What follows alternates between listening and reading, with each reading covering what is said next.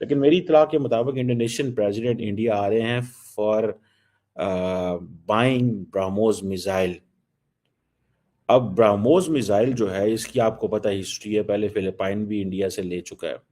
इसकी जो speed, precision, significance, ये सारी जो है वो पर्टिकुलरली क्योंकि इंडोनेशिया जो है वो एक कोस्टल एंड मैरिटाइम जो कैपेबिलिटीज रखता है, बिकॉज और जब अगर ये आ जाएंगे तो ये हो सकता है बच्चियों के स्कूल जाना बंद कर दें, ये हो सकता है औरतों को दफ्तरों से निकाल दें। नहीं तो ठीक है ना, फिर तो तालिबान शरिया की जो बात कर रहे हैं फिर तो वो सही कह रहे हैं, फिर तो आप उसी काबिल हैं। नहीं आलिया, नहीं, मेरा ये क्वेश्चन ये है कि क्या डोनाल्ड ट्रंप एडमिनिस्ट्रेशन, दुनिया की वाहिद मुसलमान एटॉमिक पावर, तालिबान के हाथ में देना चाहती है? कि वज़ीर आज़म शहबाज शरीफ का कहना है कि मुस्लिम दुनिया और पाकिस्तान में खुसूसन लड़कियों को तालीम के हुसूल में चैलेंजेस दरपेश हैं। पाकिस्तान में तकरीबन 23% बच्चे स्कूलों से बाहर हैं, जिनमें बड़ी तादाद लड़कियों की है। वजीर दिफा ख्वाजा आसिफ कहते हैं बानी पीटीआई को बनीगाला मुंतकिल करने की कोई ऑफर नहीं की गई। पीटीआई वालों के दावे में कोई सदाकत नहीं।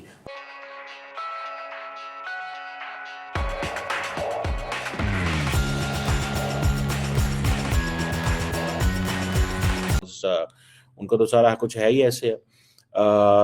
सो ये एक मिलियंस ऑफ डॉलर्स की डील है जो कि ब्रह्मोस मिसाइल की। ये प्रेसिडेंट प्रबोवो सुबियांतो जब ये आते हैं तो इसका मतलब है ये वही स्टाइल है जिस तरह नरेंद्र मोदी साहब गए थे चीफ गेस्ट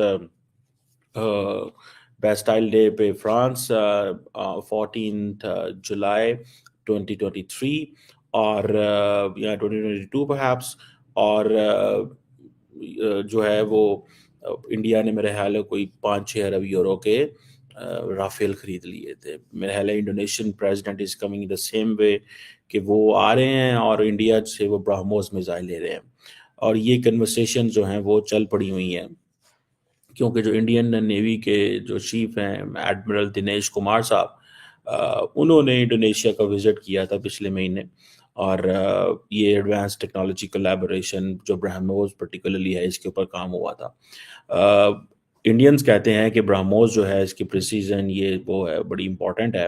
ये कुछ 450 मिलियन डॉलर की जो डील है वो होने जा रही है, और सुनने में ये भी आ रहा है कि इंडिया जो है वो इंडोनेशिया को लोन ऑफर करेगा। ठीक है जी, किसी भी किस्म का लोन ऑफर करेगा।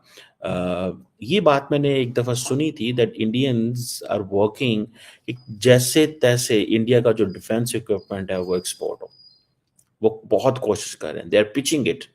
ठीक है, इवन के long ago someone told me कि इवन स्मॉलर कंट्रीज जितने हैं उनको छोटी छोटी चीज़ें इंडिया डिफेंस के हवाले से दे रहा है ताकि ये हम उस मार्केट में आ जाए, और उस सिलसिले में अगर उनको लोन भी देना पड़े तो वो देते हैं। और ये एक इम्पॉर्टेंट चीज़ है। आप थोड़ा सा अगर जस्ट वो try to understand BrahMos missile जो है, आपको पता है ये एक सुपरसोनिक क्रूज मिसाइल है जो कि इंडिया एंड रशिया ने बनाया। आप जरा थोड़ी सी साइंस इसमें समझे। साइंस ये है भाई कि a missile, a supersonic missile developed by India and Russia, how come Americans would like that this missile can be in the hands of the friends of the United States? समझ आ रही है आपको? ये आपको पता है इसकी जो एक हिस्ट्री है इस मिसाइल की, ठीक है जी, ये दोनों मुल्कों ने डिजाइन किया है, इसके रोल्स और सारा कुछ, ये anti ship anti submarine warfare में इस्तेमाल होता है। अब ये सुपरसोनिक मिसाइल, अच्छा अगर ये फिलिपाइन के पास चला जाए American have no issue, Indonesia के पास चला जाए अमेरिकन हैव नो इशू। फायदा किसको हो रहा है? इंडिया एंड रशिया को। Why would India America allow कि रशिया को फायदा हो इस चीज में? Because they are equipping themself against China. So any friendly nation of the United States, even if it gets anything from Russia, to target वो करने के लिए चाइनीज को, they're good enough. So that. तो फिर बिस्मिल्लाह करें। मैंने तो इस पे एक और भी ट्वीट किया था शायद कि इन हालात पे ये क्या वो मेरा मकसद है कि उन अमेरिकन को और कोई काम नहीं है इस वक्त अगर देखा जाए तो वो यही। मैंने आज भी किसी से कहा, मैंने कहा लगता नहीं है कि 21 जनवरी को डोनाल्ड ट्रंप साहब जो है वो सीधे डियाला जेल पे उतर जाए, लेकिन इन्होंने आर्टिफिशियल इंटेलिजेंस के जरिए एक बना दिया वीडियो जिसमें डोनाल्ड ट्रंप साहब खुद अंदर चल के जेल में जा रहे हैं, खान साहब को हाथ पकड़ के बाहर ला रहे हैं, मीडिया के सामने खिताब कर रहे हैं। लेकिन जो मेरी इंफॉर्मेशन पर्सनल है आलिया, जो मैं हर वक्त पढ़ता रहता हूं, जो एक सिलिकॉन कर्टन बना दिया गया है दुनिया का। पहले कहा जाता था क्लैश ऑफ सिविलाइजेशन, अब आगे फ्यूचर के अंदर आर्टिफिशियल इंटेलिजेंस एक चीज है, एक बहुत बड़ा डिपार्टमेंट, बहुत बड़ा डिपार्टमेंट। तो उस सिलिकॉन कर्टन के अंदर एक पूरी दुनिया के अंदर एक कर्टन बन जाएगा कि जो लोग आर्टिफिशियल इंटेलिजेंस या कंप्यूटर के जो ममालिक जिनकी उनके ऊपर ग्रिप होगी, वो दूसरी दुनिया से कट ऑफ हो जाएंगे। कट ऑफ से मुराद है कि बहुत ज्यादा गैप आ जाएगा, पीछे रह जाएंगे, बहुत पीछे। और उनमें से सरे फहरिस्त आपके हैं। उसकी वजह यह है कि मैं देखता हूं कि आपके इन सर्कमस्टांसेस के अंदर जिसमें मुसलसल कहा जाता है ये सियासत नहीं जिहाद है, जिहाद आपको जरूरत है जिहाद की, आपको पता ही नहीं जिहाद की स्पेलिंग क्या है। दूसरा चैप्टर यहां पे भी क्लोज हो रहा है इसका, बाइडेन साहब का लेगेसी में देने के लिए कुछ भी नहीं है।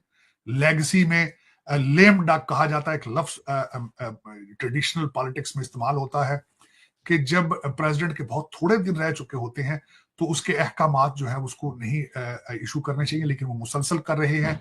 रैकड लोगों को पार्डन किया, रैकड लोगों को मौत की सजाएं उनकी टर्मिनेट की, और उसके बाद इन्होंने आखिरी जाने जब इन्होंने माइंस बिछाई हैं डोनाल्ड ट्रंप के साहब के लिए, यूक्रेन को इमदाद पे इमदाद दी इन्होंने, बल्कि यूक्रेन को इन्होंने अलाउ किया कि वो long range missile American made Russia पे इस्तेमाल करें ताकि उससे जंग मजीद आगे जाए। लेकिन अब मौसूफ के हालात ये हैं। आखिरी पॉइंट ये अर्ज करना चाहूंगा, इटालियन प्राइम मिनिस्टर मारालागो में आ चुकी हैं डोनाल्ड ट्रंप साहब से मिलने, दूसरा ट्रिप है उनका अमेरिका का। लेकिन अंकल बाइडेन जो है वो जाके आखिरी दिन पोप के साथ गुजारना चाहते हैं क्योंकि खुद कैथोलिक रिलीजन से हैं। वापस आके 2 स्पीचें देना चाहते हैं। हालत उनकी ये है कि लिखेगा कोई, ये सिर्फ पढ़ेंगे उनको। लेकिन आलिया आज इसमें मैं आपको मैं जस्टिस की हालत बताना चाहूंगा। चोरी जब आपके कल्चर का हिस्सा बन जाए, डाका चोरी फ्रॉड आपके कल्चर का हिस्सा बन जाए, शराफत प्रमोट करना छोड़ दी जाए, शरीफ आदमी को लड़की का रिश्ता कोई ना देता, उस कौम के बारे में आप क्या सोचेंगे? क्या सोचेंगे उसके बारे में? आप कहते हैं कि हम फोरकास्ट करेंगे क्या होगा वहां पे, क्या फोरकास्ट करेंगे? लेकिन उसके बाद अब देखते हैं अफगानिस्तान के हालात क्या क्रिएट हो। सबसे पहले तो आपके जो पठान भाईजान है, तालिबान को पता है कि उनको सपोर्ट हासिल है अंदर से, हाय से नहीं है। आपने इस्लामाबाद की मस्जिदों के ऊपर कई दफा तालिबान के झंडे लहराए हैं। उसके बाद आपने उनको पेशावर में ऑफिस खोलने की इजाजत दे दी थी। फिर आपने 100 के करीब उनके जो कातल लोग थे, खतरनाक थे, जो आपने उनको छोड़ दिया। फिर आपने 5000 के करीब तालिबान को टीटीपी को लाकर तो आपने पेशावर के आसपास उनको सेटल किया। फिर उसके बाद आपने वहां पे जाके चाय पी सरीना के अंदर, कहा कि गुड टी है। फिर हकानी ग्रुप को ये इंप्रेशन दिया कि हम कैबिनेट हमने बनाई है। तालिबान को अपनी क्रेडिबिलिटी की फिक्र पड़ गई, लोग उनके ऊपर हमेशा एलिगेशन लगाते थे तुम पाकिस्तानी हो। उसी वजह से उनको रिवर्स करके आपके साथ सख्ती के साथ डील करना पड़ा। ठीक है, दोनों साइडों की अलग अलग स्टोरियां हैं। अब वो जो आपने लोग लेकर आ गए, फिर उसके बाद आपके हर जुलूस के अंदर पाकिस्तान के अंदर अफगानिस्तान के झंडे लहराए जाते थे। जब आप उनको अफगानियों को हायर करके डी चौक तक लेकर आते रहे आप, उस वक्त तक आपकी एस्टेब्लिशमेंट सोई रही। क्या वजह? इंटेलिजेंस एजेंसियां कुछ नहीं बताती रही कि ये जो जुलूस आ रहा है डी चौक से, डी चौक पर आ चुका है, इनके अंदर सारे अफगानी और तालिबान है। वो क्या करती रही? चले उसके बाद अब वो एक वो जो राहदारी है, अब जो चीज बनी है आपको कहां से वो भी मुझे नहीं पता उसके असली सिचुएशन क्या है।